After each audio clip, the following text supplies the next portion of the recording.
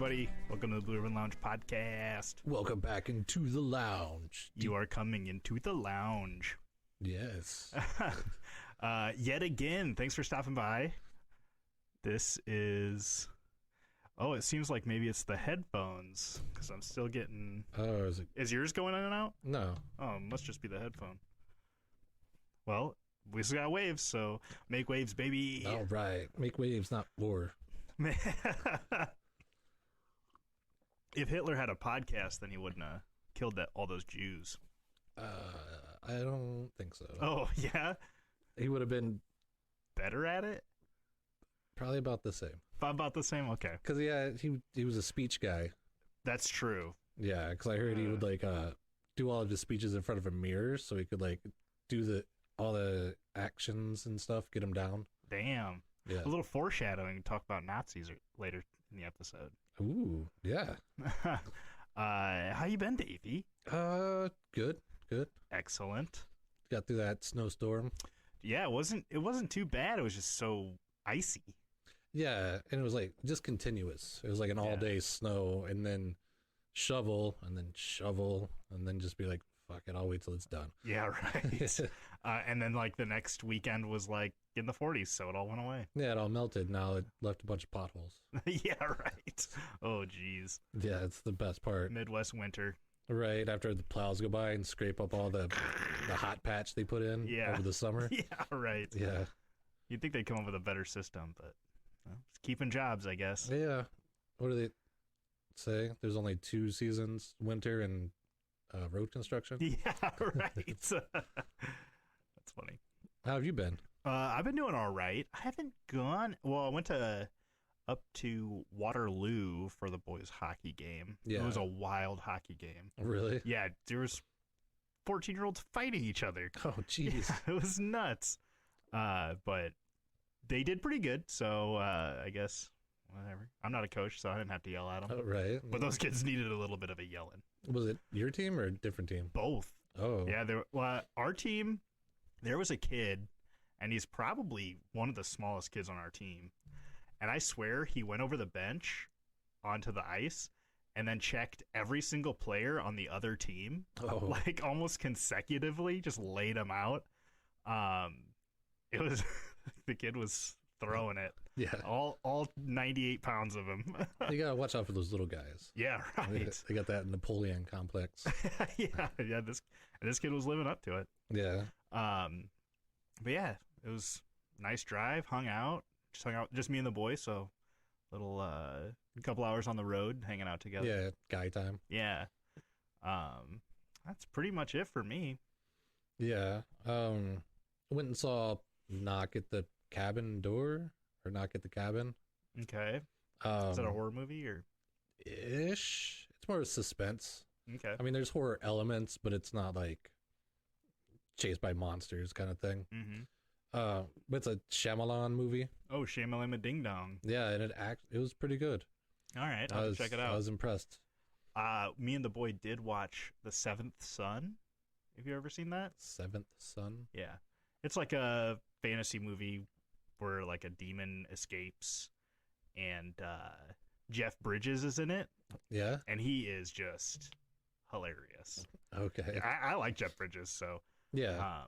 But he was the old-timey demon hunter, and then all of his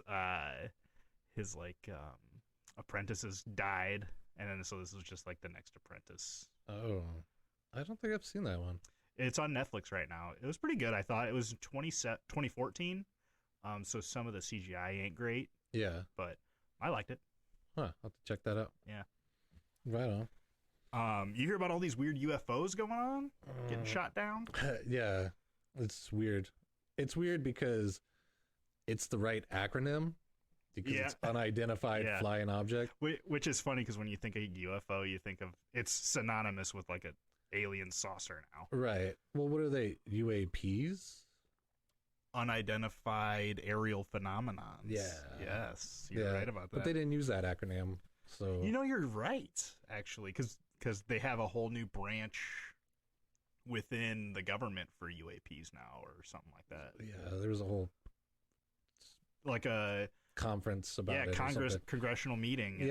And a closed door one afterwards. So. Right. So it is kind of strange that you bring that up, that they weren't using UAP. Because I think they understand. It's because when they found the first China balloon, then they realized, which I didn't even know about. I'm so out of the loop sometimes. And then I started this other podcast with Justin X. Yeah. And we try to do, current events and type stuff. I couldn't find a single other news story other than this dang UFO thing. Yeah. But what they did is they recalibrated their radar. Yeah. To see smaller stuff, and then they started popping up all over. Yeah. And which is smart. I mean, I was watching a TikTok about like a bug-sized, looks like a little helicopter drone. Yeah. And it's just like 100% camera and like propeller. Yeah. And it was smaller than your hand. That's crazy. Right. Especially with drone technology, you would think they would go smaller. But I think a lot of the stuff was just balloons.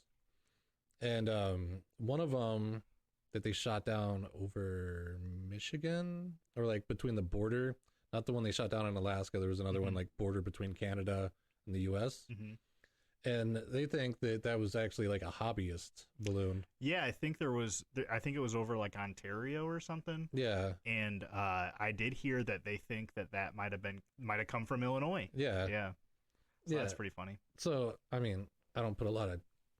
It was interesting for a minute, but then once you think about it logically... Yeah. Because even if you're a UFO nut or guy or person, like the Tic Tac UFO and how fast that thing was moving and how it didn't have any heat signatures or anything like that, whatever they're shooting down is probably not extraterrestrial, because they could just zip away. Yeah. Or like you wouldn't even be able to keep up with them. Yeah, Sidewinders ain't gonna stop a alien saucer. Yeah, because there was actually maybe we can get into this in a later episode, but in World War II, the term Foo Fighters is about UFOs that fighter pilots saw during World War II. Really? And there's a story where like one of these big gunships was like laying into it with their machine guns, and it was just absorbing it, like showing no signs of being messed up. Absorbing kinetic energy. Yeah, so that's why I'm like, anything I've heard about UFOs, these are not it. And you'd think that they would be similar, there's all these ideas of what aliens look like, and I would find that the hardest to believe, if there's like multiple alien species visiting us. Right. I would think it's just one type. You would think. Although, we have different types of planes, so maybe they have different types of planes. Right. Whatever. Well, it would make sense. Or you'd think they have pretty much the similar technology, though. So. Right. And if they were, maybe they are like UFOs, because like how we sent probes to Mars, I think a lot of the landing technology is kind of like parachutes and small thrusters. Yeah. And it's funny, like, especially the one that we were able to identify. Well, first of all, they couldn't find a bunch of these. I find that so hard to believe. Yeah. But the first one that they were willing to say that they identified, the Chinese one, was over like the ocean or something. Yeah, they shot it right off South Carolina. Yeah, and then you hear from China that they're like, yeah, they're always sending over, balloons and stuff over our country. Yeah, well, I'm sure if one country's doing it, all the countries are doing it. Yeah, so at least to the best of their ability. Yeah. Did you hear about this Dolly Parton thing? Dolly Parton thing? Yeah, and maybe it's not that new, but Dolly Parton recorded a song and then buried it at Dollywood. Oh, really? And they're not digging it up until like 2045. Okay. Dolly Parton will be 99 at that time. Oh, yeah. But yeah, I hate when any artist I like is like, yeah, release date in a week, but now we gotta wait fucking 20 years. Jeez. Yeah, but it's a cool time capsule thing, and it's a good way to get people to go to Dollywood on that day. Yeah, to become relevant again, Yeah. And I think Dolly Parton's great. Yeah. I think she's done a lot, and she's got great music. Yeah, and the philanthropy Yeah. They're helping her people help him is top notch. Oh, for sure. Yeah. So I thought that was interesting. Yeah, that's pretty cool. I didn't know about that. One other thing I got to tell you, a buddy of mine. You ever heard of this buddy bird? Or bird buddy? Bird buddy. It's a fucking bird feeder. Okay. And it's got a camera in it. Yeah. And a buddy of mine got one. And I hooked my phone up to it. So, like, I get videos of birds flying into this bird feeder all the time. Yeah. It's kind of fucking cool. It's my new favorite app. That's kind of cool. Yeah. We bought a bunch of peanuts we were going to try over the winter to, like, make friends with crows. Oh, yeah, to get a bunch of money? Yeah, well, they'll bring shiny stuff sometimes. Yeah, but it never took. I think it's because the old lady got salted peanuts. I think they have to be plain. I would guess. And plus, we don't have a lot of trees around our house, so we'll hear them, but I'll never see them. Yeah, I don't see a lot of crows except for, like, in big fields and stuff. Yeah, more country. Yeah. Do you see this? And maybe we talked about it, and the story is pretty old. But all these birds, I think it was like 2014, like a huge group of blackbirds just fell out of the sky. I've seen that. I think in Mexico. Yeah. Yeah. Oh, that was crazy. Imagine being the next guy that drives down that street and there's just like 1,000 bird carcasses. Yeah. That. I couldn't imagine. Because you're just like, I guess I have to run over them. Yeah, right. You can't get around them. That'd be wild. Yeah, it would be wild. Yeah, it's funny how things become popular again on social media. Yeah. I noticed that too, like when TikTok came around and then my old lady's like, oh, did you hear about this? I'm like, yeah, that's old. And then I'll tell her the story and she's like, oh, you're a party pooper. Yeah, but I guess it's just like people searching for content. Yeah. And it's cool to find and hear about these strange things. It is kind of a bummer when you find out it's 10 plus years old or whatever. Right. I guess that's what we do on the podcast, though. Yeah, but I was just gonna say, but put a different spin on it. Yeah. So, Vatican? Yeah. Let's get in some church going. I have a feeling that a lot of the stories that I looked up, you also looked up, because to me they were the most interesting. Maybe we'll find out. Yeah. But just a little heads up, we are going to be talking about the Vatican. I kind of stayed away from like the religious part of it and just kind of, for me, looked at more fact-based stuff. So that way, if you're like, oh, I don't like that, well, you can look it up and see that, you know. Yeah, I went to a bunch of speculative stuff. Awesome. Yeah. I was hoping it would be like a mix. Yeah. And you know what? I wanted to, but I got so wrapped up in some of these other things that I wanted to just look up the Vatican in general. Like, I guess it's like a city or a state? It's a state, yeah. It's the capital of the Catholic Church. It's the home of the Pope, and it's the world's smallest country. It's only Oh, it's a country. Yeah. That's cool. Well, the rest of the world calls countries states. Yeah. And we call... I was kind of finding that out. Yeah. And that's why, we're called the United States, because technically our setup is that each state is like a lab for democracy.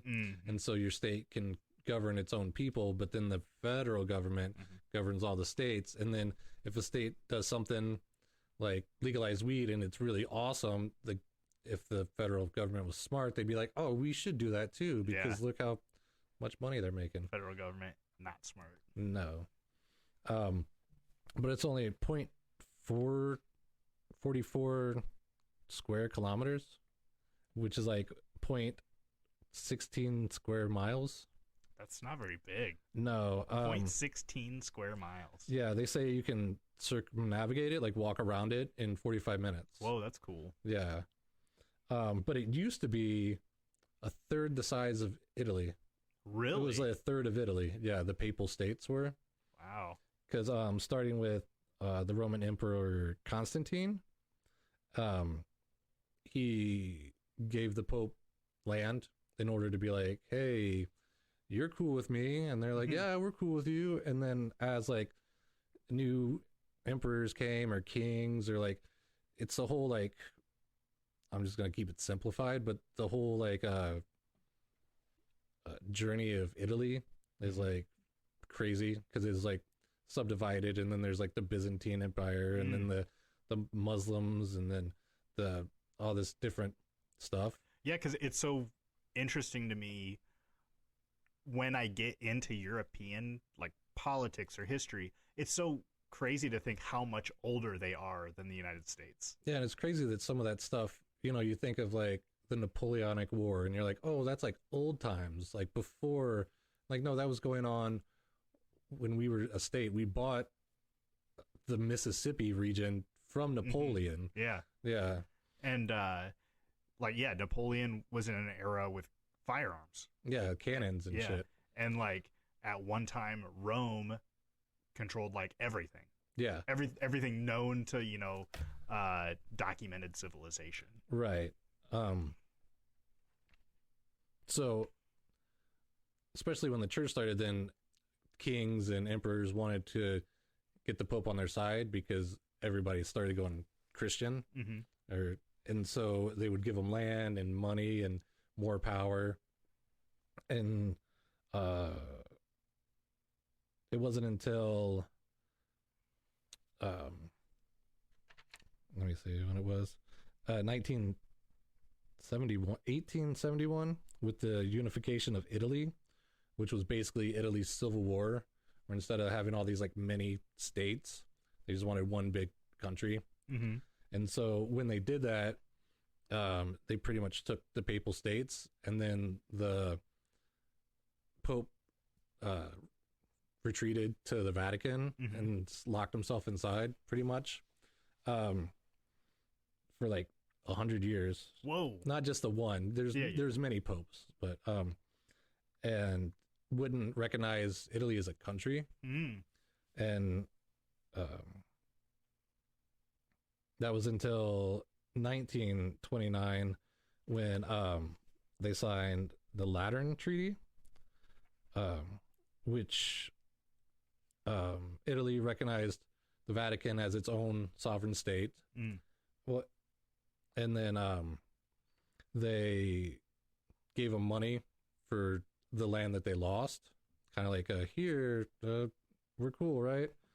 And in return, the Pope wouldn't mess with any of their politics or get involved, and then giving them the stamp of approval, like, yep, you're a state, yeah, we won't mess with your politics, like, you're cool.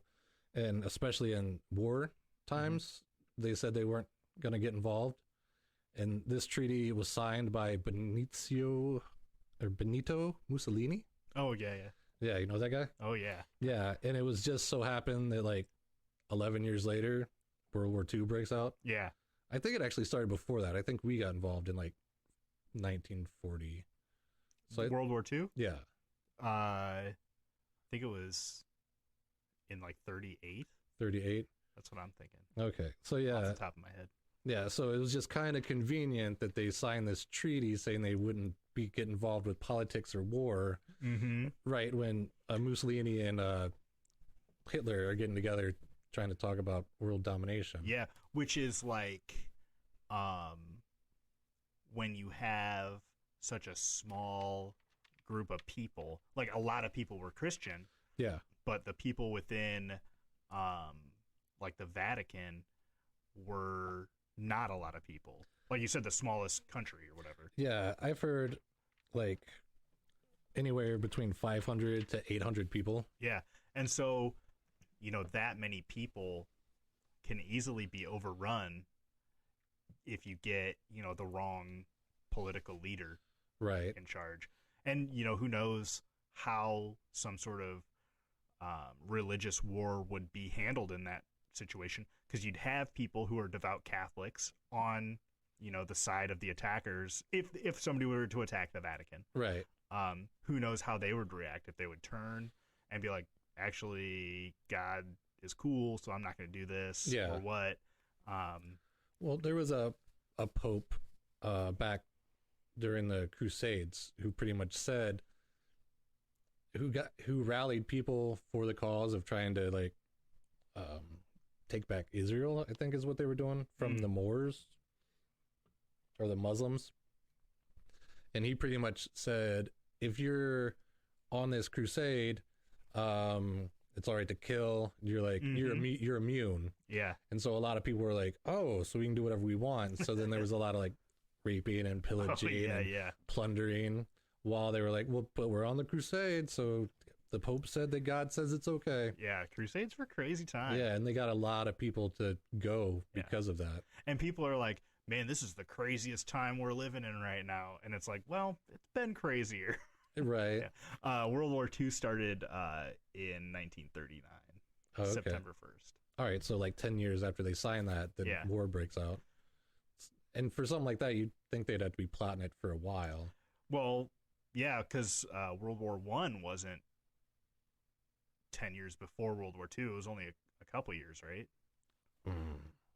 So this was even before World War I think. I don't know about that. Let's find out. World War I was probably in 1914. So this would have been after World War I. Yeah. But it was also, it's because of World War I why we had World War II. Yeah. Because it was the Germans, but then the Germans got screwed afterwards. And so they were pissed off and like, oh, you're going to screw us? Well, we're just going to take all our shit back then. Yeah. Yeah. But that's pretty much the Vatican. It's the only elective absolute monarchy. Whoa. Because there's a king. The Pope is the king? The Pope is the king, and it's a weird thing because there's like the Holy See, which is like the rules that govern the church. And then there's the Pope, the king of their country, which is the Pope, and the Pope is both of them.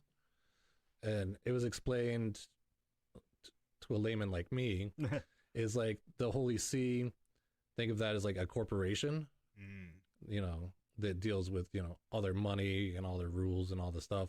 And then you have the king part, the Vatican City, as a country. And so then you use the country to make rules that benefit your corporation, and then you use the global reach of the corporation to benefit your country. Which, knowing now that they are their own nation, makes sense that they actually have their own banking system. Yeah. So that actually makes a little bit more sense. Yeah, they print their own coins and everything. Although they're on the Euro system. Oh, okay. And yeah, they have their own post office. They can issue passports and license plates. I just imagine a bunch of like priests that are like in the post office. Oh, I think regular people work there too. Oh, okay. Because imagine like being born there and like an atheist or something. Well, that'd be crazy. Well, I don't know if you want to segue into this, but did you hear about anything about the Vatican girl? No, I haven't. Okay, well, there was a guy, I want to say he was like secretary to the Pope. He worked for like 3 of the popes, but he wasn't like a religious guy. So his family lived in the Vatican. So they were like citizens. Okay, yeah. Sorry, I don't know. And so the Vatican is its own nation, but would the nation just be like one giant like complex essentially? Kind of. I'm sure they have different buildings and stuff. Yeah, but it's all walled in. Oh, okay. And I think there's gardens and there's different buildings. Yeah. But it's all pretty tight together. But I think, so they lived in the Vatican, but this girl went to like an art school outside of it. And she was like younger, I want to say like around 15. And she ended up coming up missing. And the family went out, you know, and they talked to the police because this happened in Rome. And then, you know, the police looked into it and kind of ran into a bunch of dead ends and really didn't have anything for them. They're like, okay, she's missing. And so the family wasn't happy with that. Yeah. So they went and made a bunch of flyers and things and like pretty much overnight just papered all of Rome with like, have you seen this lady? Have you any information? Come forward, yada, yada, yada. And that kind of got the newspaper involved and they kind of did a story. And then the Pope came out to his like little window and gave this speech of like, you know, whoever's holding her, we know in your heart that you're good, do the right thing. and all this. And the family's like, wait, first of all, the Pope doesn't really get into that kind of stuff, you know, because he's got bigger things to worry about. And secondly, nobody ever said she was kidnapped. So what does the Vatican know something that we don't know? Yeah. And then, yeah, it would be crazy to kind of jump to that instance. yeah, that she was, but then they did get a phone call from the kidnappers. Oh. And, I want to say like 7 years before this, the Pope got shot, like an assassination attempt. And the guy that did it, you know, was in jail. And the first thing they demanded was they're going to trade. We'll trade the girl for the guy that tried to assassinate the Pope. But they wanted to set up a line with someone in the Vatican, and that's who they would deal with instead of dealing with the police or the family. Yeah. So then it was like they did all that, but then never heard anything else. So it kind of went quiet. Yeah, and like her brother like stuck with it, like wanted answers. Because when the Pope came out and like asked, you know, for help and be kind and, you know, the goodness of your soul kind of stuff, one traffic cop did come forward and said he saw the girl and like gave a description of what the guy looked like that was with her. And that came to a dead end. But then later on, the Pope ended up dying, because as they do, it would be Pope John Paul the 12th. Oh wait, no, that's the wrong one. John Paul II. Okay. I don't know how. So he was just Paul the 12th, the other guy. But he ended up dying, and in his last wishes, he wanted all his journals burnt. Like all his notes and all his journals. Which is, we're going to find out, something pretty common amongst the Vatican. Yeah. And then the brother found out that maybe they got copied before they got burnt. So they tracked this one guy down that maybe, like, who used to be, like, secondhand to the Pope. And didn't find anything that had to do with his sister because he only had, like, a couple pages. He didn't have, like, the whole volume of journals. But they did find out that there was like this crypt in the Vatican that is usually only reserved for holy people and cardinals, and nobody's even been buried in there for like 3 decades. And all of a sudden this cat, I should have wrote his name down, got buried in there. And he was a prominent mob figure. Whoa. Yeah. And so he's like, oh, what the hell, what's this? And so then he, you know, told reporters again, hey, I was trying to follow up a lead and this happened. And a lot of people wanted his body to be excavated, like exhumed. One, because he wasn't a holy man, and like why was he buried in there? Yeah, like there's a lot of questions, and of course there's got to be a ton of red tape to get in there, right?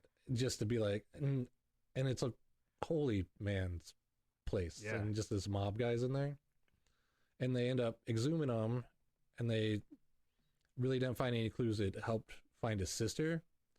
But he was like, you know, going over his notes, and he just realized it was like a Finkel and Einhorn situation. Finkel and Einhorn. And he realized that the sketch that the eyewitness gave years before matched what this mob guy looked like. Nuh-uh. Yeah. Whoa. Like a very slender face and like the features he gave. Wow. Yeah, so it's like, well, then why would the mob kidnap my sister? And the speculation is the kidnapping was like a Kansas City shuffle. Well, they're like, oh, we kidnapped her because this terrorist guy that tried to kill the Pope, we want him free, you know. But really, they were either using it as leverage to like blackmail the Pope, but sometime some money came up missing, and when they started investigating, they found that a couple of cardinals were in the mob's pocket, kind of thing, and they were using the Vatican to launder money. Okay. And so they did, like, the speculation is that, yeah, it was just kind of like some kind of way to cover up what they were really doing. But it's one of those, it's like open-ended. Really? Yeah. Wow, that's crazy. That kind of plays a little bit into some of the stuff I looked up. Did you look up anything with like World War II and the Vatican? I did not. So during World War II, or a little bit before World War II, this Cardinal Pacelli in 1933 met with the Nazi political group in Germany to secure like a positive position with the Catholic Church within Germany and their party. Yeah. Because for a while the Catholic Church was like kind of denouncing the German part or the Nazi party for communism and some of their extreme beliefs. Yeah.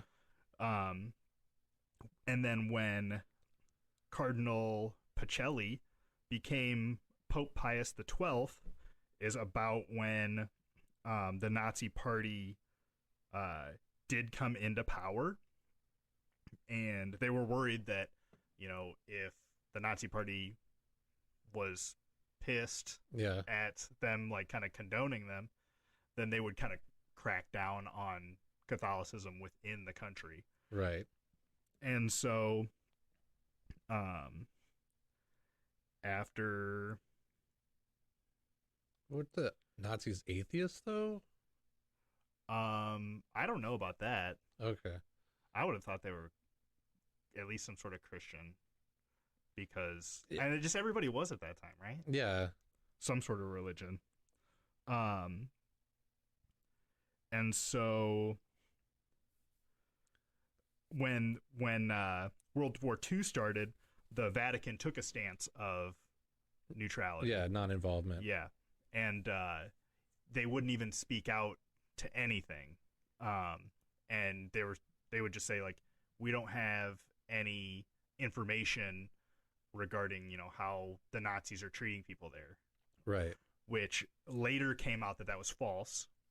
Okay. That there were a couple of high-ranking, like, cardinals or bishops or whatever they are, that went to the Pope and was like, hey, they're doing this. Yeah. And it was kind of guised under a lot of racism. Like, oh, these Jews are known for being, like, extravagant or whatever, like, blowing things out of proportion. Yeah. And then also something about Orientals. Like, there was just a lot of, like, racism in that they didn't believe what the people were saying. Right. And then so they did have a bunch of information about the mass killings, but they kind of chose not to hear it. And then also Mussolini got into cahoots with Hitler. Yeah. And so now they're surrounded by essentially the Nazi party, you know, in a way. Yeah. So I could see that being kind of part of it. So around that time, that's when they started the Vatican Bank. Yeah. And before then, the Vatican was in a lot of debt because of like a huge explosion of new churches and trying to fund all these things. Right. Buying properties, building buildings, paying the priests or whatever. The Nazi Party, supposedly, the Nazi Party created like a puppet government in Croatia, and they were funneling money to the Vatican that was being stolen from people that they were sending to concentration camps. Right. And this was called the Utashi plunder. I think the government was called the Utashi government. Okay, the puppet government in Croatia. Yeah. And they ended up stealing 2 million Swiss francs, which I didn't see what that would be in like American dollars. We can look that up right now. Yeah. 200 million Swiss francs to US dollars would be $216 million. Okay. So pretty close, almost 1-to-1 type deal. Yeah, but back in the 40s, that's a lot of money. Yeah, I didn't even consider that inflation. Yeah. And so there was a bunch of accusations of the Nazis laundering their money through the Vatican, and then the Vatican was taking, and this started to be towards the end of the war, they were taking some of that money and getting church passports and IDs for high-ranking Nazis. Okay. And sending them to South America. Oh, to like Argentina. Yeah. And I think Brazil as well. Yeah. Which also I heard rumors that they were sending Jews from the Vatican to there. And I don't know if they were paying or if that was something that they were like actually doing out of the kindness of their own heart or something. Sending them like out of harm's way. Yeah. So in 1999, a lawsuit was filed by the survivors and descendants of the people in Croatia, but it was eventually dismissed under the Sovereign Immunities Act, in that the Vatican was immune to any litigation under the Croatian jurisdiction. Yeah. And so, and even if they would have been able to follow through with that, the Vatican wouldn't have any records, because at that time they destroyed their records every 10 years for the first 70 years of operation of the, I don't know if it was just the Vatican or the Vatican banking system, but they were destroying all their records, Yeah. There's also like the Vatican archive. Yep. If you want to look at it, you can look at all this stuff, but only up till like 1910 or something like that. Yeah, and with them being their own nation, they have all these crazy laws with, you can burn the Pope's journals and stuff, whatever he may have in there. Right, whatever, because if he's said to do it, he's the king. Yeah, right. Yeah. And it seemed like it was likely that the Pope was not involved outside of maybe turning a blind eye. Yeah.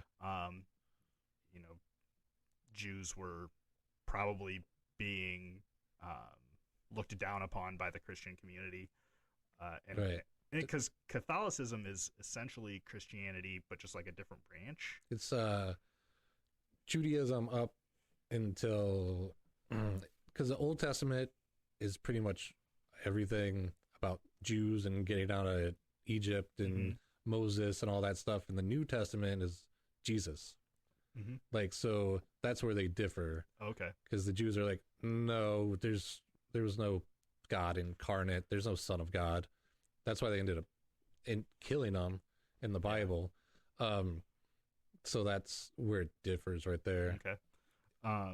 So yeah, I would imagine the Pope was at the least turning a blind eye. Yeah. But also, like I think we kind of said earlier with this one girl, the Pope's got plenty of stuff. He's the king.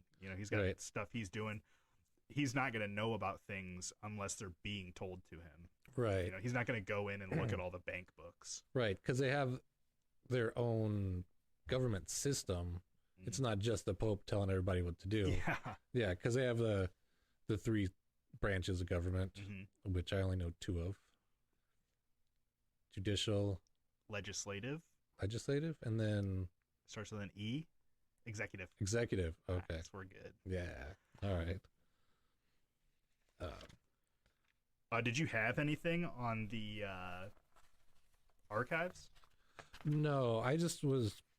after I saw that thing about the Vatican girl, and then everybody kind of knows about Pope Benedict the 16th, which was the guy before the guy we have now. Oh, okay. And the speculation is the reason he stepped down is because when he was the Pope, he was when all the scandals happened. The Vati leaks? The Vati leaks. That's what they call a lot of there's a lot of leaking of information. Oh, it was like that movie Spotlight. Ever seen that? No, I haven't. Well, the real life story is the Boston Globe did this big like research into the Catholic Church, like the Boston Catholic Church, and found out like all the molesting that was going on, and had a bunch of facts and had witnesses. And so then all of a sudden all those bishops got transferred somewhere else or got called back to the Vatican where they don't extradite. Oh, okay. Yeah, and so he was involved in like moving them all around so that way nobody could get in trouble. Which is crazy. Yeah, because there's one story that I heard like a couple times where he moved one priest to this school for the blind, and he ended up like molesting like 200 kids. Oh my God. Yeah. But well, and knowing that it's its own country, it's like, of course it's just as corrupt as any government. Yeah. You know. Well, there was also a book that came out that pretty much it's a lot of males that live in the Vatican, and a lot of them are either homosexuals or pedophiles, and then they kind of protect each other because they're like, well, I'm not going to tell anybody that you're gay or homosexual as long as you don't tell anybody that I'm a pedophile. Yeah. Because there was actually, I didn't write this guy down. I wrote a couple of the other popes down, but one of them tried to request Michelangelo, you know, like the guy who did David and the Sistine Chapels and shit, to do a bunch of sculptures of boys in compromising positions so he could decorate his like palace with it. That's fucked up. Yeah. But there was Boniface the 8th, who was Pope 1294 to 1303, who actually ended up in Dante's Inferno in the 8th Ring of Hell. Oh. So when Dante wrote that book, he included the guy in the... Like the current Pope or something? I think he was dead at the time. Oh, okay. But in the book, when the book was set, he was alive. But he was... he pretty much smoothed his way to become Pope. And he had a big thing about not having clergy be taxed, like, and he also believed that since the Pope has to appoint or like acknowledge a king, that the Pope is cooler than the king because you know, he talks to God and God, you know, rules everybody, so then I rule over you, kind of thing. And he would stuck his nose into a lot of foreign policies and made a lot of like kings and rulers pissed off. Yeah. And he would even like get into like arguments or whatever with like influential families, and he would just like have their towns destroyed. Ugh. Yeah, just like burnt to the ground. And he got into it with King Philip because King Philip was like, you can't tell me how to run the France. And I'm going to tax your clergymen, like they live here. I don't know why religions can't be taxed.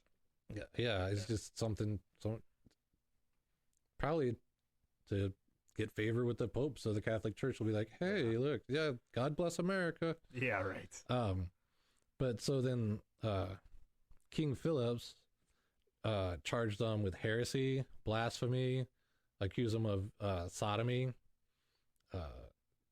There's this whole, like, he wrote this whole letter, and he said he kept a demon as a consort, and that he used witchcraft and like sorcery to try to see into the future. And he ended up sending like like knights down there to arrest him. And like because of the king and like working up this whatever, the people kind of started turning against the Pope. And so by the time the knights got down there, like everybody just kind of bum rushed the Vatican. But it could, I'm not 100%, I'm sure it was the Vatican, but there was like a 67-year period where the Vatican was actually in France. On, like where the Pope lived was in France. Oh, okay. Because the Vatican is like a town thing. Yeah. They can't move to France. But like the seat of the Catholic Church was in France for like 67 years. Okay. But by the time they got down there, people started looting and like robbing, and then when they went to like arrest the Pope, they like punched him and smacked him, beat him up, and they held him for 3 days until like people from like a local village who supported the Pope came, like busted in and freed him. Oh no. And yes. Yeah. I don't know which side to be on here. But then like a month later, he ended up dying, so he never got like held like for trial. And King Philip tried to get him like posthumously tried, and like they had some going backs and forths, and I'm like oversimplifying it, but then like the Pope afterwards was like, okay, well, we'll retract what he said as long as you retract what you said, and so then everything was kind of a wash. Oh, okay. Yeah.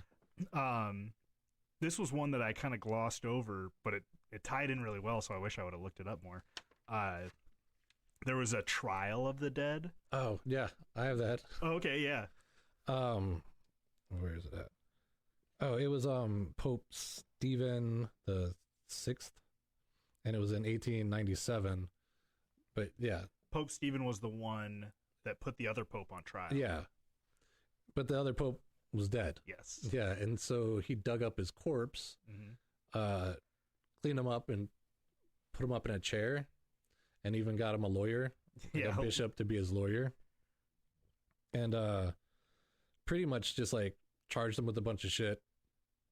Can't defend himself, so he was proven guilty. So then they like took all his holy robes and put him in beggar's clothes, and they cut off his 3 fingers that they do the benediction with. Yeah. I don't know what the benediction is, but I think it's just some sort of blessing. Yeah. So they cut off, so he couldn't do that in the afterlife. Yeah, weird. And then they said they buried him, but then dug him back up. They buried him in like a cemetery for like foreign people or something like that. Oh yeah. Okay. So like not even local people, you know. Oh. It's like almost like a even more disrespect. Yeah, you go over there with those foreigners. But then they dug him up. Damn. And then paraded him through town, and then threw him in the river. Damn, threw him in the river with like weights tied to him or something. I don't know about that, because I also heard that later on a local fisherman pulled him out, and then they ended up putting him back into where you're supposed to go. The Pope Crypt? Yeah, the Pope Crypt. Okay. But a lot of this stuff I came across, there was the really bad side of it, and then there was the kind of but side of it. Yeah. So, and then I almost thought that this Pope Stephen Pope Stephen got backlash after that, I think. Yeah, because nobody really knows a lot about him. They just know about this trial that he had, and it was kind of crazy. And then, yeah, I think the Pope after him rescinded all the stuff that he did to the Pope on trial, the dead guy. And then that's when they said, well, he's actually back in the crypt. Some fisherman got him. Yeah. And that part, I don't know if it's true or not, or if it's just like a nice, happy ending. I had a couple of things that I found from the, let me go here. So beneath the Vatican is like a huge underground bunker. Yeah. And it's called the Epistolic Archives. Okay. And it's like protected by armed guards and like super state-of-the-art security system and stuff like that. Yeah. And then I heard that they have underneath there Satan's spell book. Oh, you hear about this at all? A little bit. It's also called Le Grand Grimoire or the Red Dragon. Yeah. I like that one. Yeah. It was written in 1520, and it was written in Biblical Hebrew or Aramaic by Honorius Thebes, and it was eventually discovered in King Solomon's tomb in 1750. Okay. No, that seems right. Okay. It was assumed that Honorius Thebes was possessed by Satan when he wrote it. It's believed to contain instructions on how to create magical talismans, perform spells, and ways to communicate with the dead and demons. also said to contain a method to summon Lucifer himself and make a deal with him. Yeah, but you need a blasting rod, so when he appears, you can be like, bam, and he'll be like, oh, and you're like, listen here, Satan. And then when you knock his horn off, you say, from whence you came, you shall remain until you are complete again. Yes. But there are actually copies. You can get copies for $15 on Amazon if you want one. That's why I thought it was written by like Humongous or something like that. I don't know. Humongous. Fungus Hormongus. Fungus Hormongus. But experts believe that these are fake, or at least modified. But I think the devil would want it to be pretty accessible, right? You would think so. Yeah. I mean, you can get the Necronomicon. Yeah. Yeah.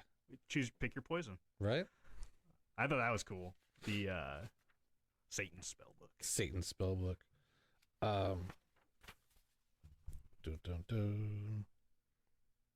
Yeah, I don't know. They probably could have. There was a guy, Pope Benedict the Ninth. If the I is before the X, it's a 9, right? But his dad helped him to become Pope. Did you write it down as a Roman numeral? Yeah. You gotta, and you know what? That's what I kind of learned is I write everything down the way it sounds, so it's easier to pronounce. Okay, that makes sense. But it was like 1012 ish. But his dad helped him become Pope because back in the day that happened a lot, where they would go to the current Pope or to the people who elect the Pope. And they'd be like, hey, we'll give you a bunch of money if next time the Pope opens up, like, you can get my son in there. And he didn't have any clergy training, whatever. Because it's probably like the presidency. Like, you don't want to be the president because the president's, like, in the spotlight. Right. So everybody with the real power and, like, can do all the shady stuff is not the president. Yeah, but the Pope is also the king, so. Yeah. You know. But he didn't, but okay, not to get sidetracked, but they would also, the clergy or like the church in general would also be a place to dump your not really good kid. Oh, okay. Like say, I'm sending you off to church camp. Yeah, pretty much, because you'd like, you know, your one son's like really good at business and your other son's really good at investing, and then your other son's a dipshit, and you're like, you know what, you're gonna go and you're gonna go through the church because that's a different path to be able to get power, and you don't have to be as savvy, I guess. You just have to go to church. Yeah. You do your homework.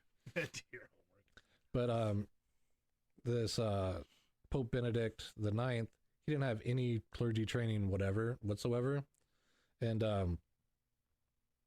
he did whatever he wanted, including rape, adultery, and murder. And St. Peter Damian said Benedict was a demon from hell, disguised as a priest, and he ended up like after a while was like tired of being the Pope, so he sold the seat to his godfather. He's like, hey, you want to be Pope? Give me some money. And then there was another quote where this other I didn't write it down because it was a lot longer, but pretty much the gist of it, he's like, thinking of Benedict, his reign as Pope makes me sad and shiver in fright. Yeah. So the guy was like horrible. That's crazy. Did we talk about the chronovisor in the time traveling episode? The chronovisor? Chronovisor? No. Okay. But I do know what it is. Okay. Did you look it up at all? I have looked it up, yeah. Oh, okay. So like I was saying, beneath the Vatican is the Apostolic Archives. And they say that actually in the archives, it's like climate controlled, no air vaults, and like 50 miles of shelving. Yeah. And shit, like a ton of old stuff down there. Yeah. But they created this chronovisor, that can view events anywhere and any time in history. Pellegrino Arnetti was a scientist and a scholar. He claimed to have seen the crucifixion of Christ, the creation of the Ten Commandments, the Last Supper, the destruction of Sodom and Gomorrah, as well as like some speeches from like Napoleon, Mussolini, and like a bunch of stuff that happened in ancient Rome. So he was.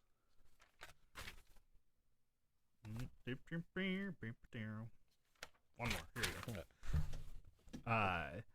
He was studying the Gregorian chants in 1952.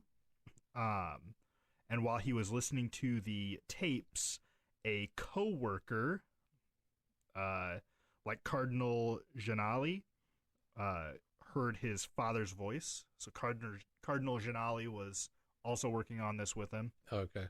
And the cardinal heard his coworker's or his father's voice, but at first he thought it was like a sign from God. Yeah. But it was like nothing important. It was him talking about like shoe glue or something like that. All right. But because his father was a cobbler. Yeah.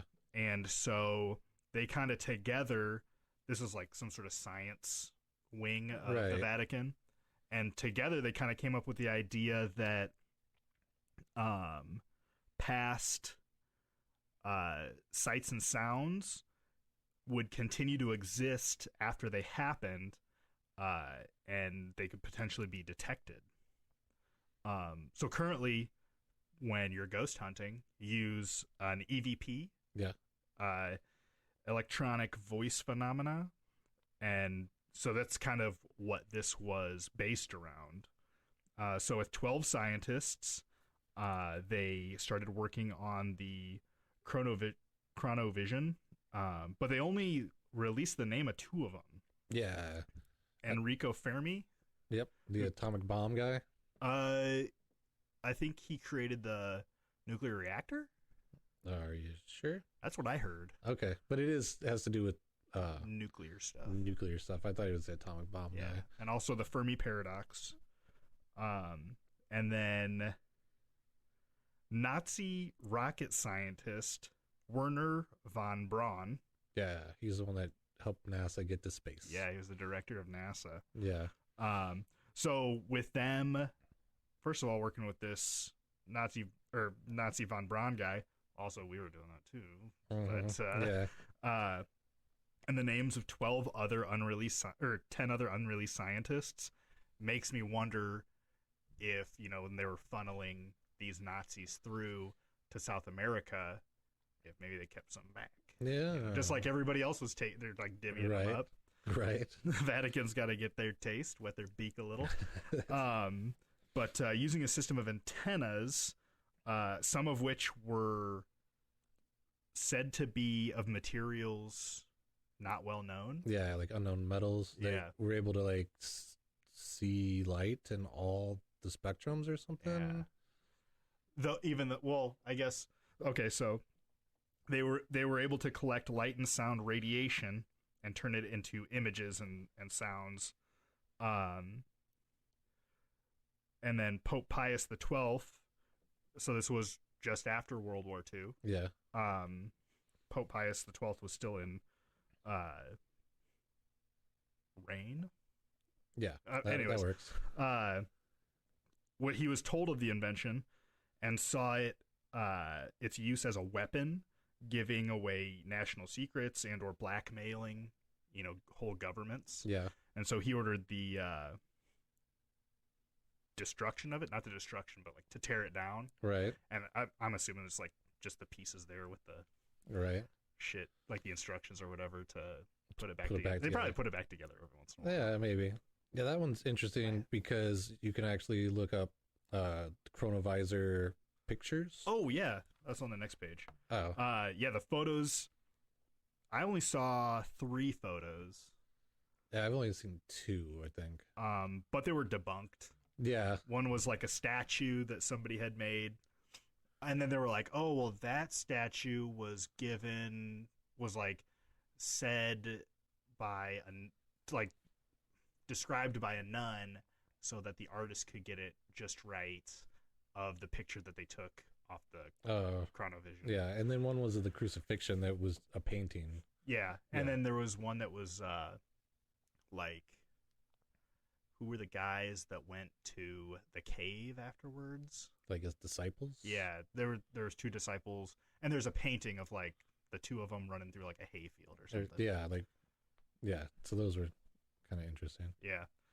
But yeah, the pictures that I saw that were supposedly from the chronovision looked exactly like the paintings. Yeah, there's like side by sides of it. Mm-hmm.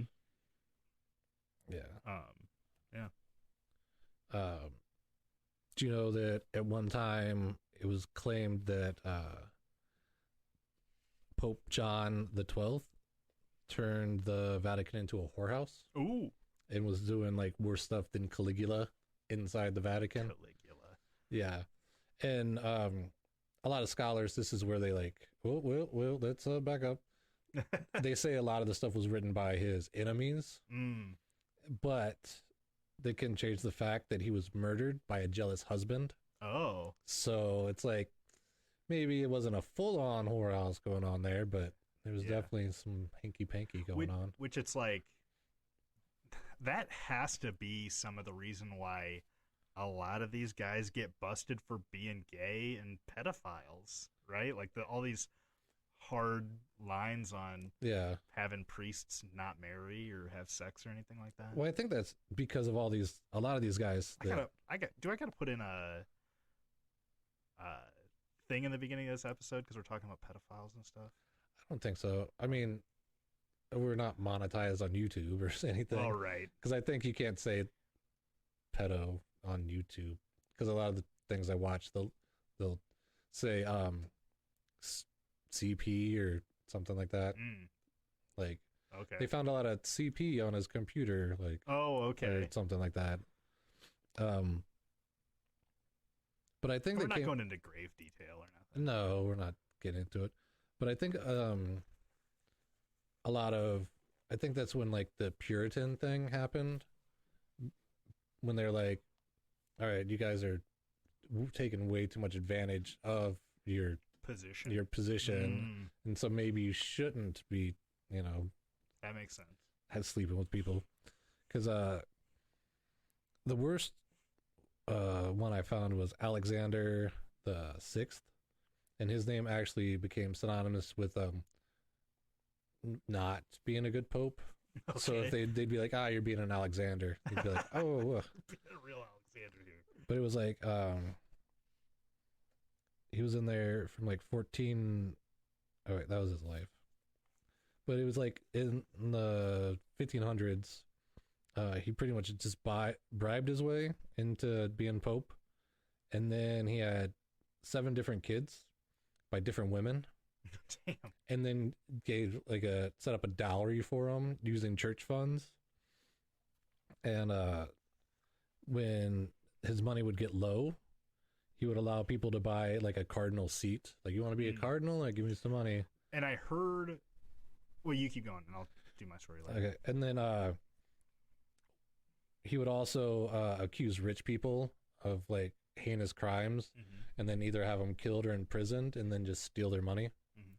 And I guess he was such a tyrant at that there's some quote about saying that we're in the time of wolves, and you never know when you might get eaten, kind of thing. Yeah, that's kind of a good quote, though. Yeah, I mean, I didn't write it down. Like I said, some of these quotes were really long, and I'm like, keep it simple. So I had heard my the wife's uncle is pretty religious. Yeah, and I like having conversations with him and stuff. I think there's a lot of good things in religion. Yeah. As long as they're used in a positive manner. Yeah. And it's just like laws and stuff. Like, don't fucking put on me what I don't want put on me. Right. But he was saying that a lot of Christianity came about because like the Catholicism of the day was like, you got to bring, something to sacrifice here to be able to get in with God. Yeah. And they were really monetizing. You got to bring like a sheep and kill it to appease God, and then if you couldn't, you'd have to like bring money or something, and they had their own like money system and stuff like that. Yeah. So it became really monetized for the church, and that's supposedly why Jesus came and was like, all you got to do is believe. Yeah. And all these other guys are full of shit. So just believe, go to church, don't do these couple of things, and you'll be fine. Right. Well, there was some story. I'm not familiar with it because I've never read it. But there's one part where I think Jesus went to a church and they were asking for offerings and he lost his shit and like ended up beating some people up. Jesus? Yeah. Oh, going through this, I heard that like Jesus was married to Mary Magdalene. Yeah. And because it doesn't cover a bunch of stuff between his birth and his death. Yeah. Well, it doesn't cover a lot of stuff between his birth and then him being like 30. Yeah. So it's like, what was going on there? Because, like dogma, the brothers and sisters, but I took a religious class and the guy used to be like a priest, and he's like, oh yeah, no, one of the disciples was Jesus's brother. They just don't talk about him because whatever. Yeah. For whatever reason. To think a married man and woman never get it on. Right.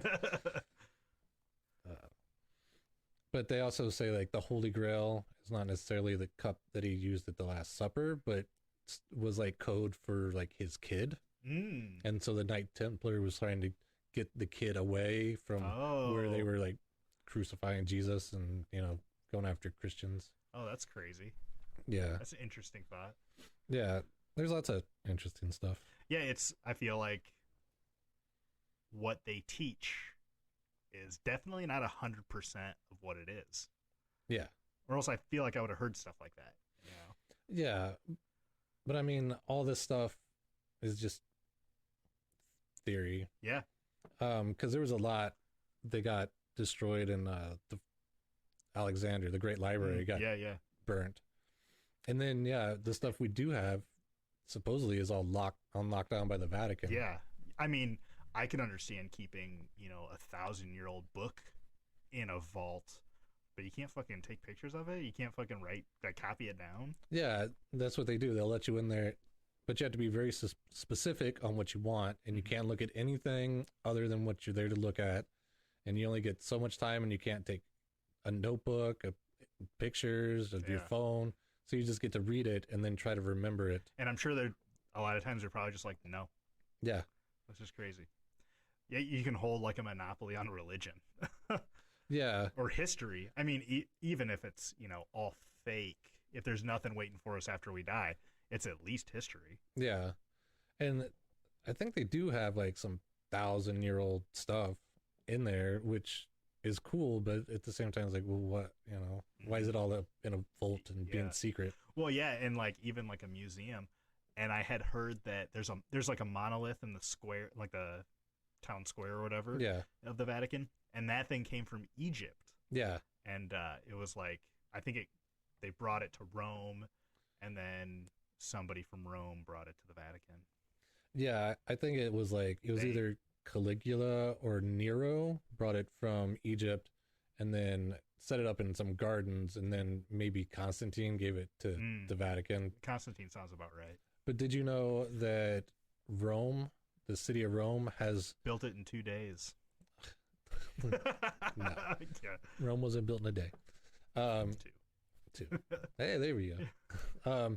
But it has the most upright monoliths in the world. Really? Yeah, more than Egypt.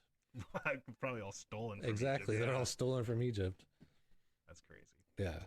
And it's like they didn't have cars or anything. Yeah. They had to roll them all here by fucking people pushing them, or I guess probably and then put them on a boat and then sail them over. I wouldn't even thought of that. Yeah. Damn. Yeah. So that's thousands of pounds that they got to make sure you're not gonna just like sink your boat. Yeah. Right. Yeah. Because I mean, if it sinks one boat, then it's underwater. Yeah. There's probably like 8 monoliths underwater while they're trying to figure it out. Yeah, like shit, we need a bigger boat. I think we got it this time. Damn it. Yeah. Yeah, that's all I had written down. there was one pope that was Leo the 10th, and he is quoted to say, "Since God has given us the papacy, let's enjoy it." And he spent so much of their money that he had to start selling off art, and, like auctioning off pieces of furniture and stuff. And they would also he would sell indulgences, which is pretty much like a go to heaven free card. Yeah, it's like, hey, would you sin? That'll be $50 or whatever. Yeah, that's crazy. I did just remember an out and about section bit. Yeah, but I wasn't out and about. But I watched this movie, and what reminded me was your story about the Vatican girl. But did you ever hear of that axe-wielding hitchhiker? Kai, yeah. There's a documentary on him on Netflix. Yeah, it gets dark. Yeah, he's not just all like, and I saw him and I was like, smash, smash, smash. Well, that was it at first. Yeah, and then he gets into a little bit of legal trouble. But but it's because he was getting drugged by a guy that he was staying with, and supposedly. Yeah, but it sounds like, I mean, he was content being homeless. Yeah, so potentially maybe some mental disability there.